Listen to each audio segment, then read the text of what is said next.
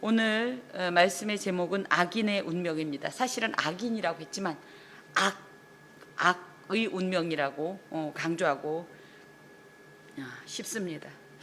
오늘 본문은 소발의 변론 중에 이제 마지막 변론이 되겠습니다. 좀 보면 1절부터 11절까지의 내용을 좀 이렇게 보면 어떤 내용이 나와 있냐면, 악인이 일시적으로 번영할 수 있지만 반드시 그 결말은 허무한 어떤 파멸이다, 이걸 강조하고 있습니다. 2절, 그러므로 내 초조한 마음이 나로 하여금 대답하게 하나니 이는 내 중심이 조급함이니라. 그래서 이 초조한 마음, 조급하다, 이런 것은 또 이 욥의 말에 대해서 빨리 대답하고 싶은, 그래서 누군가가 이야기했을 때 내 마음에 들지 않으면 빨리 그 말을 차단하고 내 말을 던져주고 싶은 그런 어떤 소발의 이 마음 상태, 감정 상태를 말하고 또 하나의 성품이기도 성품을 드러내기도 한다. 이것을 원어상으로는 내면의 충동질이다, 격한 분노의 감정이다, 이렇게 표현하고 있는데, 이 욥이 계속적으로 자기 자신의 이 마음을 토로하는 것을 소발은 자기를 비롯한 세 친구들이 이야기하는 것에 대한 격한 반발로 들었기 때문에 빨리 저 옳지 않은 말을 빨리 차단하고 내가 다시 한번 옳은 말을 줘야겠다, 이런 마음으로 지금 말을 하게 됐다라는 거예요. 내가 나를 부끄럽게 하는 책망을 들었으므로, 즉 욥이 한 말은 자신들을 비웃었고 자신들이 무언가 잘못했다고 꾸짖었다라는 이런 감정적인 말로 듣고서, 그래서 어떻게 해야 되냐면 나의 슬기로운 마음이 나로 하여금 대답하게 하는구나. 그래서 내가 지금 너의 그런 꾸지람이나 조소 섞인 어떤 말을 이런 어떤 반격을 받았지만 나는 거기에 감정적으로 흔들리지는 않는다. 그러면서 내 말이 얼마나 너의 말에 비해서 슬기롭고 또 지혜로운지에 대해서 내가 이제부터 피력을 하겠다, 이렇게 말을 합니다. 내가 알지 못하느냐, 예로부터 사람이 이 세상에 생긴 때로부터 악인이 이긴다는 자랑도 잠시요 경건치 못한 자의 즐거움도 잠깐이니라. 그래서 예로부터라는 것은 전통적으로 내지는 역사적으로 경험적으로 볼 때 모든 인류가 동의할 수밖에 없는 아주 가장 합리적인 어떤 교훈이나 사실을 말한다는 뜻을 가지고 있어요. 우리도 그렇지 않나요? 예전에 이런 일이 있었을 때 하면서 그 어떤 과거의 신뢰를 가져올 때는 그것이 누구도 부정치 못할 확실한 근거가 된다라는 그런 뜻을 갖고 있는데, 지금 소발이 그렇게 말을 하면서 악인이 이긴다는 자랑, 경건치 못한 자의 즐거움은 잠깐이다. 그래서 특히 악인이 이긴다라는 뜻은 뭐냐면, 이 악인이 막 번성하는 것 때문에 너무 즐거워서 행복한 비명을 지른다는 뜻을 갖고 있어요. 그래서 뭐가 잘 되면 우리도 당연히 기쁘겠죠. 그러다 보면 거기에 대해서 확 자랑도 하고 싶고 즐거움의 비명을 지르는 그런 모습이라 할지라도 그것이 어떻게 된다? 순식간에 잠깐뿐이다. 왜? 곧바로 파멸할 거기 때문이다. 그러면서 6절에 그 존귀함이 하늘에 닿고 그 머리가 구름에 미칠지라도, 그래서 그 존귀함, 사람들이 이렇게 막 번영하고 흥황하고 성공하면 어때요? 다 높여주죠. 그러다 보니까 이 사람이 갖는 어떤 명예, 또 뭐예요? 어찌됐든 번영을 한다라는 것은 그만큼 재물이나 이 모든 면에 있어서 성공적이기 때문에 그 어떤 그 높이라고 해야 될까가 정말 하늘에 닿을 정도로 그렇게 치솟아 있다라는 거예요. 하지만 그것이 어떤 결과를 낳느냐 하면 7절에 자기의 똥처럼 영원히 망할 것이라. 똥만큼 이 세상에서 가장 천하고 불결하며 무가치한 것이 있을까? 사람 똥은 어디다 쓸만한 게 있나요? 거름 그렇긴 하네요.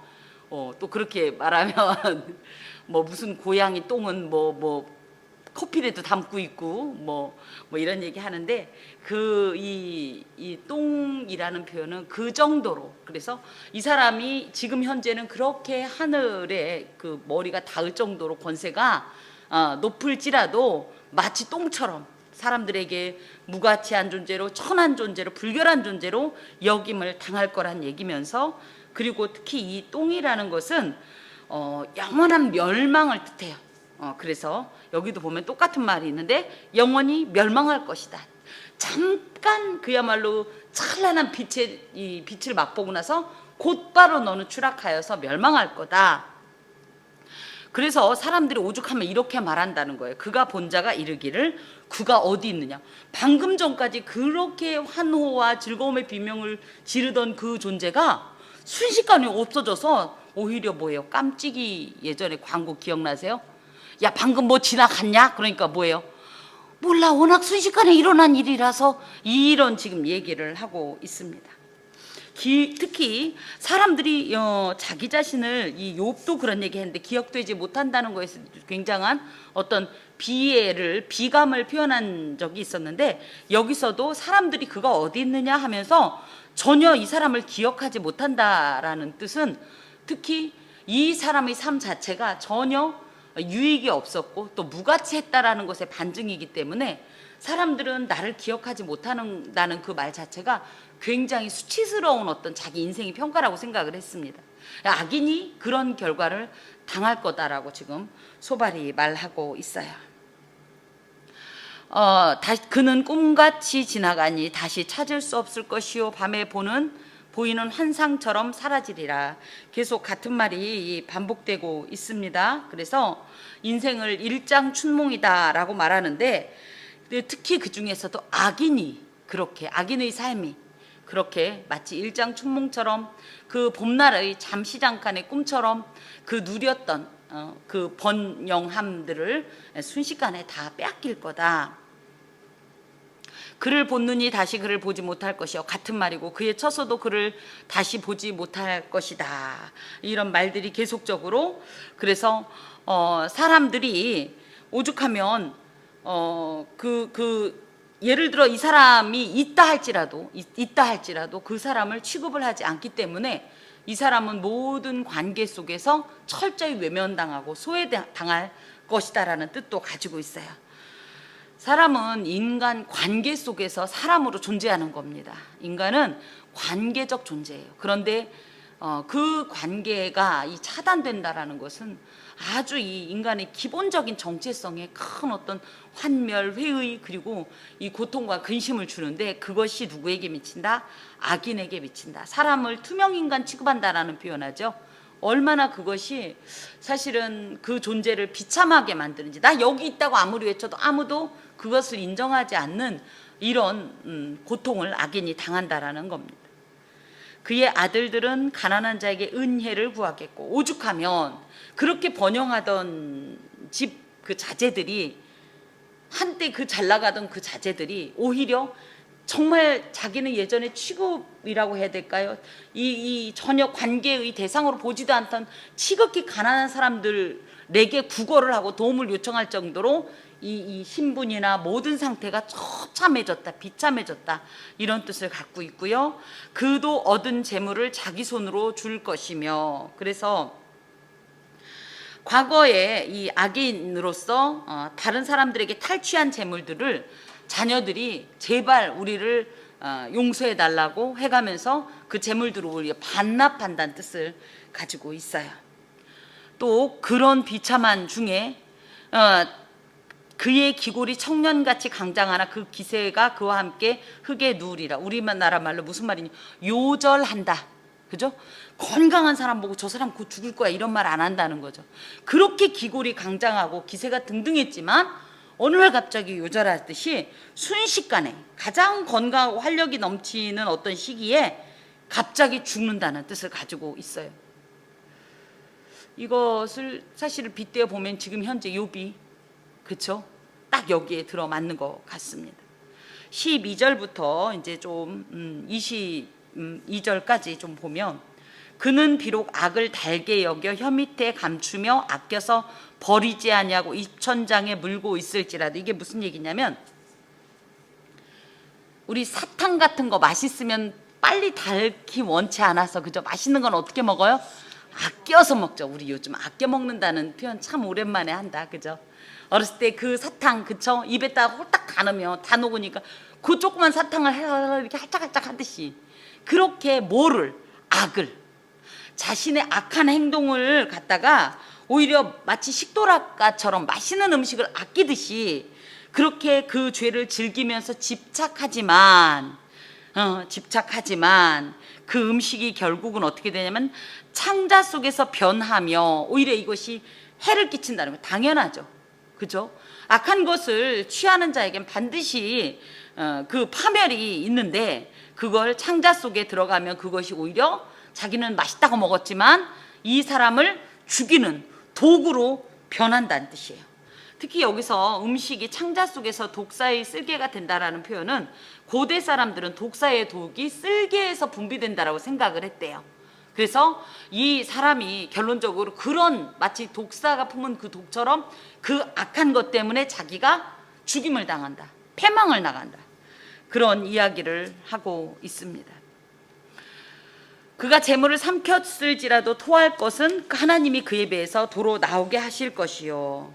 그래서 악을 저지를 때는 그 해악을 모르고 그것을 즐기지만 오히려 그것은 역겨운 어떤 것으로서 결국은 자기가 이제 이 결과적으로 토한다는 거예요. 그 번성했던 악으로 인해서 이루었던 어떤 결과물들을 다 토한다. 그래서 다 반납한다는 뜻을 갖고 있는데 그게 스스로가 아니라 15절 아랫부분에 보면 하나님이 그의 배에서 토하게 이렇게 도로 나오게 만드신다. 결론적으로는 나는 그걸 먹고 이걸 어찌됐든 이게 나를 죽이거나 살리거나 담고 있고 싶지만 하나님은 오히려 그것 때문에 그 어떤 악한 것의 증거로 도로 나오게 하신다.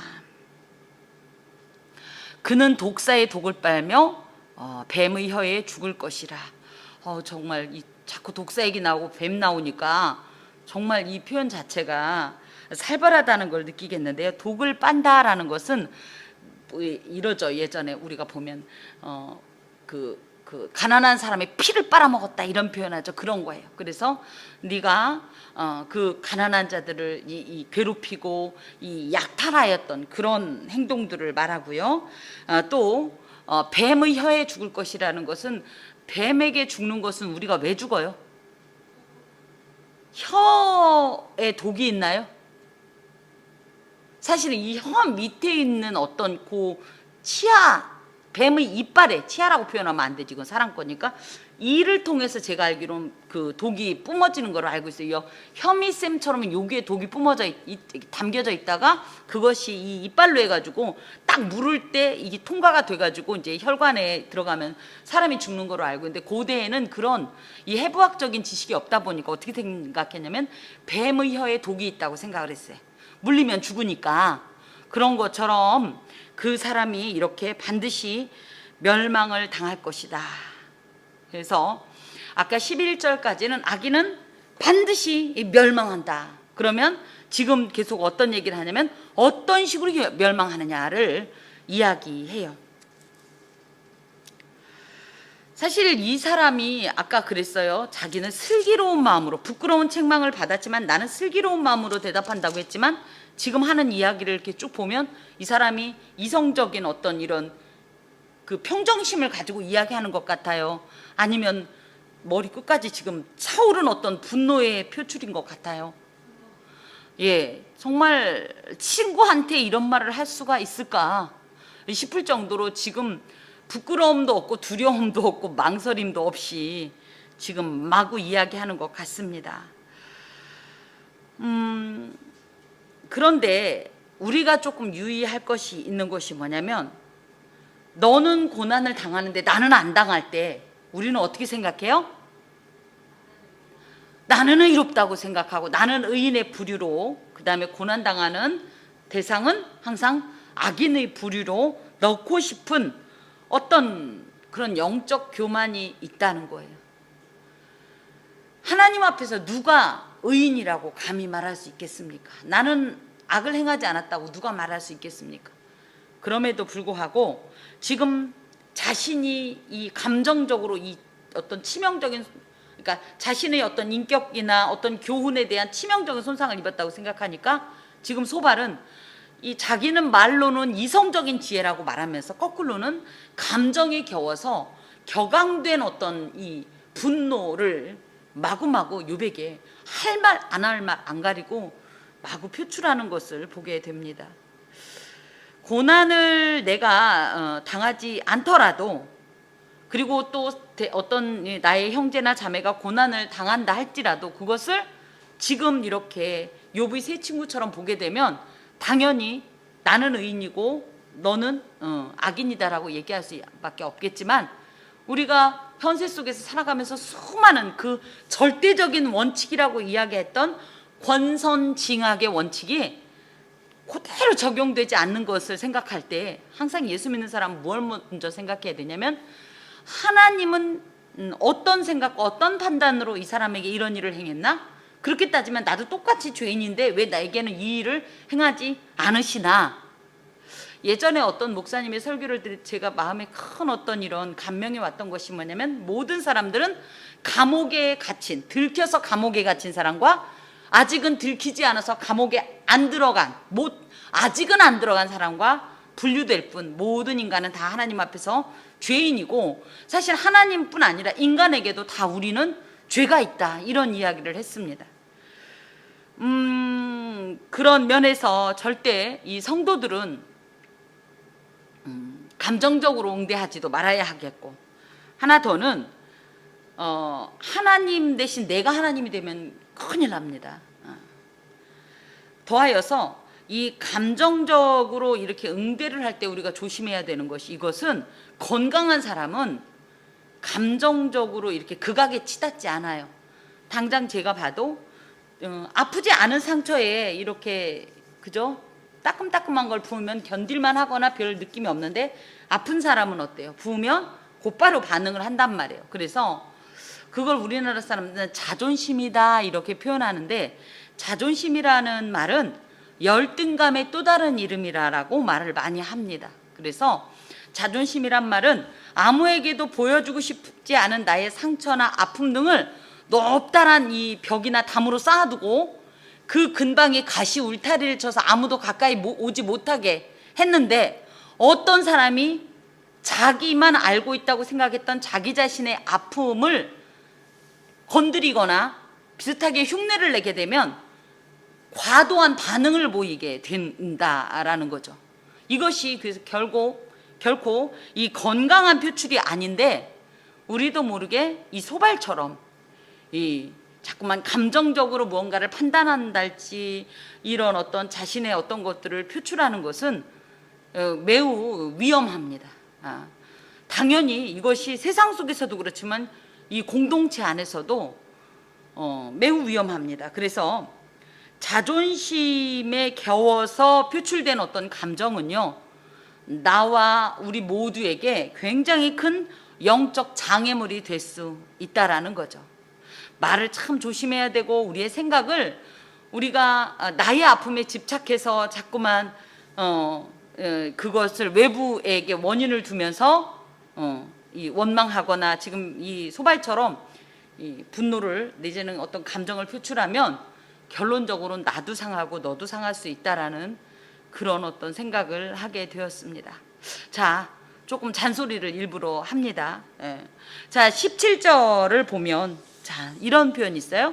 그는 지금 계속적으로 12절부터 악인이 파멸을 당하게 반드시 파멸을 당하는데, 어떤 식으로 파멸을 당하냐를 계속 열거하고 있는데, 17절에 그는 강 곧 꿀과 엉긴 젖이 흐르는 강을 보지 못할 것이요.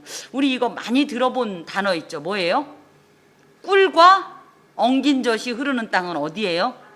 가나안 땅. 그러면 우리는 생각 없이 읽으면 가나안 땅. 그러면 이 소발이 지금 가나안 땅 이야기를 하는 걸까? 근데 제가 이랬어요.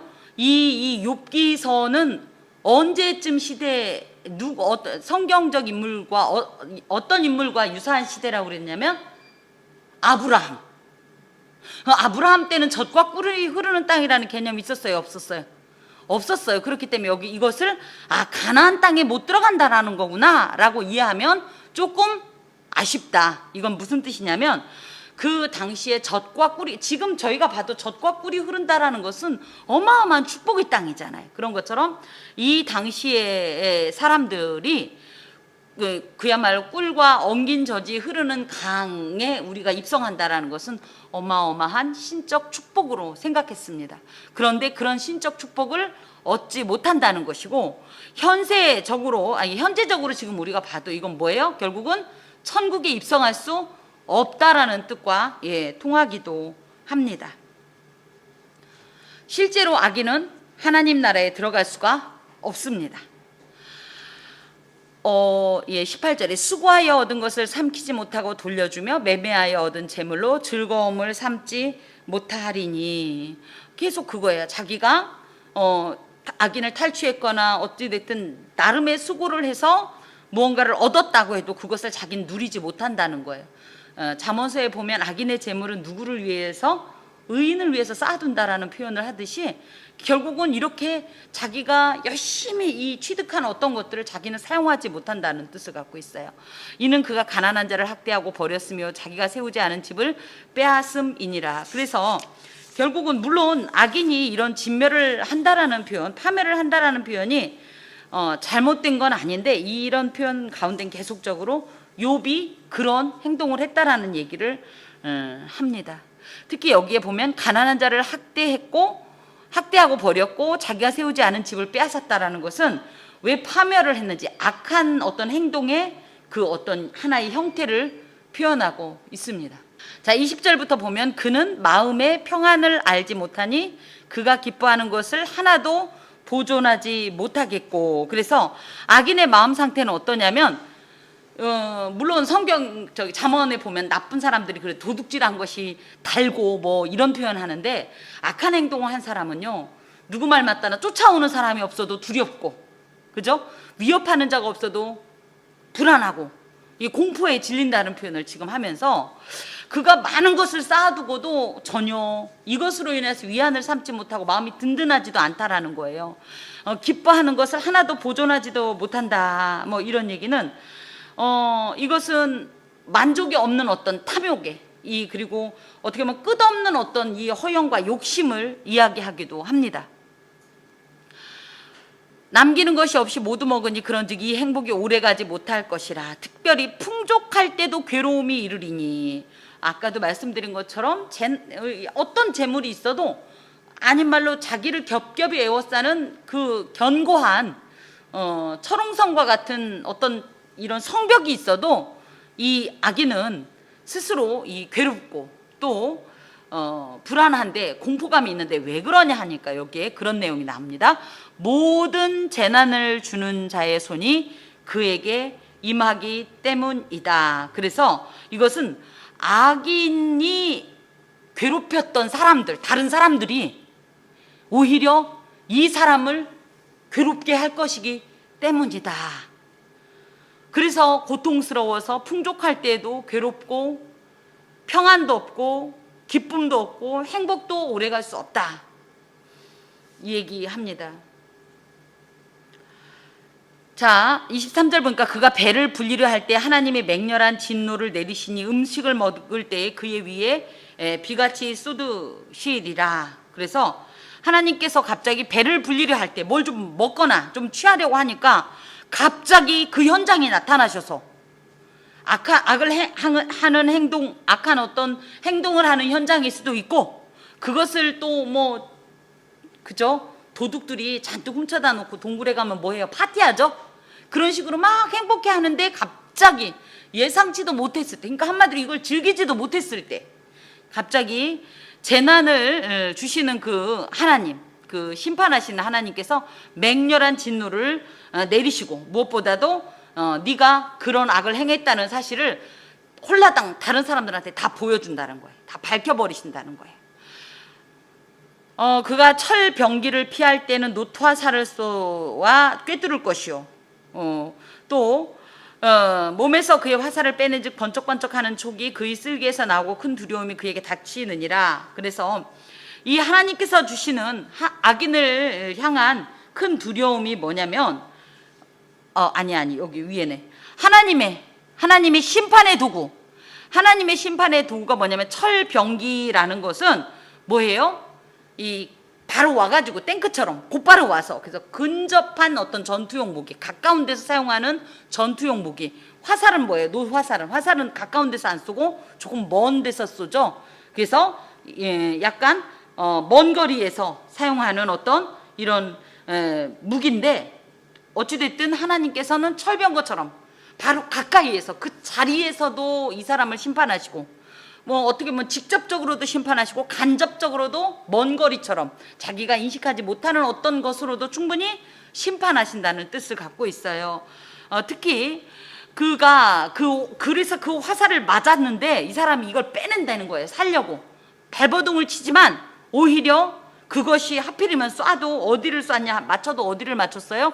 쓸개를 맞췄기 때문에 이 사람은 더 이상 그 어떤 그 파멸을 동반한 어떤 진노를 피할 수 없다. 이런 이 하나님께서 특별히 이 행하시는 어떤 이런 징계를 결코 피할 수 없다. 이런 뜻을 갖고 있습니다. 큰 어둠이 그를 위하여 예비되어 있고 사람이 피우지 않은 불이 그를 멸하여 그 장막에 남은 것을 해치리라. 그래서 큰 어둠이라고 할 때는 악인을 위해 준비된 어떤 큰 두려움을 말해요. 그래서 악인을 위해 준비된 두려움이 뭐냐 할 때 사람에게 제일 무서운 게 뭐예요? 제일 두려운 게 뭐죠? 사람들은 자기가 악을 행하고 나면 겉으로는 안 그런 척 하지만 자기도 모르게 계속적으로 이러다가 누군가한테, 진짜 사람일 수도 있고 내지는 어떤 신적인 존재에게 반드시 이런 어떤 큰 심판을 당할 거라는 두려움이 있다는 거예요. 그래서 내 이러다 죽지 않을까 하는 죽음의 공포가 이 큰 어둠이라는 말로 대신됩니다. 그래서 죽음의 공포를 계속 느끼고, 사람이 피우지 않은 불이라는 것은 저절로 파괴되고 저절로 파멸하는 것 같은, 그래서 누구도 손을 대지 않았는데도 불구하고 어떤 이런 일이 벌어지는 것 같은, 그래서 결국은 악인들이 그것 때문에 이 모든 삶에 있어서 남는 것도 하나도 없이 다 멸망당한다는 뜻을 갖고 있어요. 사람이 피우지 않은 불이라고 할 땐 결국은 이 사람은 피우지 않았지만 누가? 하나님께서 반드시 그것을 다 보시고 실제적인 심판을 행하신다는 그런 의미를 가지고 있습니다. 하늘이 그의 죄악을 드러낼 때요 땅이 그를 대항하여 일어날 것인즉. 그래서 하늘과 땅은 어떤 하나님께서 지으신 어떤 모든 피조 세계를 지칭해요. 우리가 태초에 하나님이 천지를 창조하시니라 할 때 천지라는 말을 우리는 한 단어로 묶지만 히브리어는요 갑자기 바이옴, 갑자기 생각이 안 나는데 히브리어가 어찌됐든 그래도 그거는 왜 그 단어는 그 문장은 외웠었는데 또 그것도 잊어먹었네. 그래서 무슨 뜻을 갖고 있냐면 하늘이 뚜껑이고 이 땅이 마치 이렇게 무슨 솥으로 말하면 이렇게 그릇인 것처럼, 그래서 이 천지라는 것은 이 하늘과 땅 안에 있는 모든 것이라는 뜻을 가지고 있어요.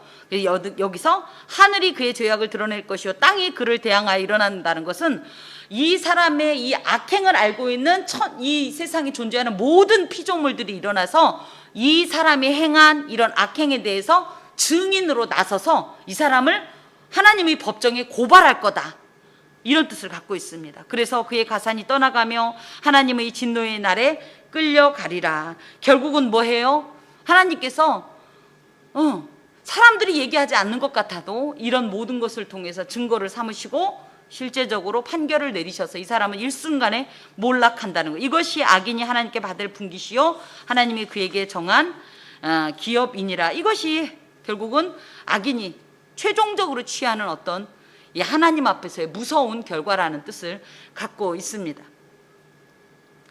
특별히 인간은요 악에서 벗어날 수가 없어요. 악의 굴레를. 그래서 원래 저는 이거를, 물론 헤르만 헤세라는 사람이 지은 그 책 제목이 반드시 그런 뜻을 갖고 있지는 않은데, 전 딱 이 본문을 읽으면서 수레바퀴 밑이라는 단어를 떠올렸어요. 수레바퀴 아래서라는 헤르만 헤세 소설이 있습니다. 제가 그걸 읽으면서 이 느꼈던 감정은 답답했어요. 이 정말 그 수레바퀴 밑에 낀 어떤 그런 존재처럼 그렇게 답답한 감정을 느꼈는데, 그거 수레바퀴 밑에 끼면 어떻게 해요? 빠져나오기가 쉽지가 않은 것처럼 악인의 어떤 이 운명이, 이 파멸로 예정된 어떤 운명을 이렇게 연결을 했었습니다. 모든 인간은 이와 마찬가지로 다 이런 운명에 처해 있는 존재들이에요. 그런데 이런 존재들을 하나님께서 예수 그리스도를 통하여서 구원하신 거예요. 꼼짝 못하게 gat혀있고 정말 죽음만 기다리는 이런 존재를 하나님께서 강제로 끄집어내서 구원하신 거예요. 우리에게도 이 어떤 이 정해진 운명은 있었습니다. 이런 면에서 이런 운명이 지금 당장, 물론 소발이 욥을 향해서 말하니까 욥에게만 적용이 되냐, 그건 아니란 얘기예요. 우리도 다 여기서 소발이 말한 이 모든 내용에 그대로 딱딱 들어맞는 그런 존재였다라는 거죠. 지금 소발의 이 말을 통해서 우리가 계속적으로 뭐 욥을 공격하는 얘기를 하고 막 이렇게 하면서 어찌 보면 이 사람들이 지금 하는 얘기가 다 잘못됐고 욥 말만 옳다라고 생각을 하면 이건 큰 오산이란 얘기입니다. 큰 오판이란 얘기예요. 소발이 어떤 의도로 얘기한 건 잘못이지만 사실은 여기에 나와 있는 내용은 다 맞아요. 이걸 잘 분별하자는 얘기예요. 물론 이 소발은 아주 악한 말을 했습니다. 지금 현재 욥에게 저주도 이런 저주가 없습니다만은, 그렇다고 해서 우리가 이거는 잘못된 얘기야, 이건 응하지 않을 거야 라고 착각하지 말라고요. 이건 실제로 응합니다. 다만 적용면에 있어서는 하나님께서 그 기준을 달리 두는 거지, 이것이 바로 악인이 필연적으로 처하게 될 운명이라는 거예요. 악인이 뭐예요? 악을 행하는 사람인데, 악인 그러면 악을 행한다고 하니까 우리가 조금 그 어떤 법에 이 정해진 어떤 행위를 뭐라고 해야 되나? 그것에서 분별했을 때 범죄 행위라고 해서 범죄한 어떤 행위만 얘기할지 모르지만, 가장 큰 악은 뭐냐면요, 하나님을 믿지 않는 거예요. 하나님을 인정하지 않는 거고요, 하나님의 뜻에 등 돌리는 거예요. 귀를 막는 거예요. 하나님 백성이라고 생각하고 뭐 말로 번듯하게 얘기하면서 하나님과 관계없이 사는 거예요. 하나님을 왕으로 인정하지 않는 거예요. 이게 바로 사실은 가장 근원적인 악입니다. 그래서 예레미야서에 말씀하잖아요. 너희 스스로 웅덩이를 판 것이고 나를 버린 것이다 라는 표현을 하는데, 인간은 누구나 그 속에 악한 본성과 습성이 있습니다. 그리고 저희도 모르게 그것을요, 아까도 말씀드린 것처럼 오래 먹고 싶은 누가 사탕처럼 혀 밑에 넣어주고 입천장에서 뒹굴뒹굴 거려가면서 즐기고 싶은 어떤 이런 악한 욕구가 있다라고요. 우리에게도 있고 지금 저에게도 있습니다. 그렇지만 잘 기억해야 될 것은, 죄가 주는 쾌락은 마치 먹을 때는 굉장히 달콤한 것 같고 정말 황홀한 어떤 이런 경지에 이르게 할 것 같지만 반드시 패망한다라는 사실입니다. 누구도 예외가 없이. 특별히 하나님 앞에서 볼 때 모든 이가 죄인이라는 건, 나는 쟤만큼 죄 안 졌는데요 라는 말이 소용없다고 그랬어요. 왜요? 하나님, 거룩하신 하나님, 완전하신 하나님 앞에 볼 때는 모든 사람이 죄인이에요. 죄가 얼마나 크고 얼마나 적은가, 많고 적은가, 이런 차원이 아니라, 그렇기 때문에 우리는 언제나 기본적으로 하나님 앞에서 우리가 당할 수밖에 없었던 진노를 기억해야 합니다. 그런데 다만 하나님의 은혜로 이 진노가 면해진 거에 대한 감사와 구원의 감격이 날마다 우리 속에 있어야 해요. 하나 더 이제 또 말씀드릴 건, 우리는 여기서 악인하니까, 악인하면 사람만 생각하잖아요. 근데 제가 처음에 뭐라고 해서 제목이 악인의 운명이기도 하지만 사실은 뭐라고요? 악의 운명이라고 제가 이렇게 얘기한 게요. 제가 어제 여러분에게 권해드렸던 그 책 말이에요. 우리가 오해하는 것이 있다. 악인이라고 해서 사람만 멸망당하지 않는다는 거예요. 이 악의 본체, 실체, 배후, 실제적인 권세를 가지고 우리를 쥐락펴락하는 이 나쁜 놈은 반드시 어떻게 한다? 하나님 앞에서 파멸한다, 분쇄당한다. 이 악의 결말을 우리가 생각해야 합니다. 방금 전과 조금 다른 차원의 접근인데요. 지금 세상은 마치 하나님은 무능한 것 같고 하나님은 아무것도 안 하는 것 같고 악한 것들은 점점점 기세를 얻어서 마치 어떤 그 세계를 생각할 때 검은 그림자가 다 덮고 요만큼 몇 점만 남은 것 같은 선함이, 하나님다움이, 하나님의 세계가, 그런 식으로 생각을 해서 우리가 절망할 수 있다는 거예요. 실망할 수 있다는 거예요. 낙담할 수 있다는 거예요. 뭐냐? 하나님이 지냐? 이렇게 되면 교회가 지냐? 우리가 지냐? 할 수 있지만 아니라는 거예요. 지금 당장 사탄이 악한 자들의 어떤 눈을 멀게 하고 마음을 멀게 하고 영적으로 무감각하게 하고 게으르게 하고 태만하게 하고 안일하게 해서 또 쾌락의 극치에 이들이 몸을 뒤흔들게 해서 하나님의 세계가 없는 것처럼 막 덮어버리고 하나님이 마치 무능한 것처럼 아무것도 못하는 것처럼 듣지도 못하는 것처럼 막 사람들을 미혹시키고 막 언어로 막 속이고 별의별 행동을 다 한다 할지라도 여러분, 먹구름이 아무리 덮여 있어도 그 위엔 반드시 뭐가 있다. 태양이 여전히 빛을 발하는 것처럼 우리 눈에 볼 때는 마귀가 이기는 것 같고 사탄의 그 세력이 이 세상을 휘어잡은 것 같지만 반드시 이 모든 것은 하나님의 절대적인 권력 앞에 무릎을 꿇을 수밖에 없는 존재고요. 반드시 결과적으로 패망당한다는 사실, 반드시 심판당한다는 사실, 반드시 파멸당한다는 사실을 기억하시기 바랍니다. 낙심하지 맙시다. 저도 사실은 개인적인 어떤 분노의 감정 때문에 너무너무 힘겨웠던 것이 사실이에요. 그래서 놓쳤어요. 뭐를? 우리 하나님의 왕이시고 우리 하나님의 모든 이 권한 안에 있다는 것을 놓쳤어요. 십자가를 놓쳐버렸어요. 승리하신 예수를 놓쳤어요. 예수 이름을 잊어먹었어요. 그런데 기억이 번쩍 났어요. 이게 악을 행한 너희들은 봐라 라는 뜻이기도 하지만, 물론 소발은 아까도 말씀드렸어요. 의도는 그렇지 않다 해도 우린 여기에서 이런 교훈을 얻는다고요. 반드시 그거는 감히 하나님 앞에서 하나님을 대적한 그거는 반드시 하나님 앞에 심판을 당한다는 사실입니다. 결코 낙담하지 마시고 악자 필멸, 악한 것은 반드시 멸망당한다는 사실을 기억하시고, 첫 번째, 우리가 그런 악에서 구원받았다는 사실을 감사하면서, 두 번째, 그렇지만 이 세상 가운데 점점 세력을 넓혀가는 것 같은, 강화시키고 있는 것 같은 악한 그것에 멸망이 반드시 있다는 사실을 기억합시다. 기도합시다. 하나님 감사합니다. 속을 뻔했습니다. 하나님 잊었습니다. 하나님 용서하여 주시옵소서.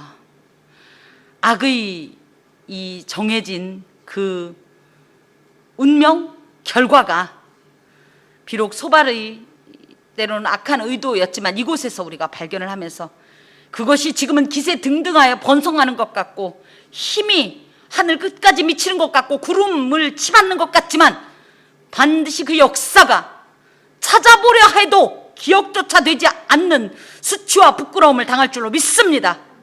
주여, 다만 저희가 그 일에 함께 속하는 자 되지 않도록 주 거룩한 성령께서 우리를 인도하여 주시고 은혜와 권능의 싸개로 덮어주시며 보호하시고 우리가 경계석을, 하나님의 지계석을 넘는 어리석음을 범하지 않도록 도와주시오며, 무엇보다도 하나님께서 말씀하신 이 모든 예언의 말씀이 반드시 응할 것을 확신하며 용기 잃지 말고 오직 주의 뜻이 하늘에서 이룬 것 같이 땅에서 이루기를 기도하는 자들 되게 하여 주옵소서. 예수 그리스도의 이름으로 기도하오며, 여호와는 내게 복을 주시고 너를 지키시기를 원하며 여호와는 그 얼굴을 내게 비추사 은혜 베푸시기를 원하며 여호와는 그 얼굴을 내게로 향하여 드사 평강 주시기를 원하노라. 아멘.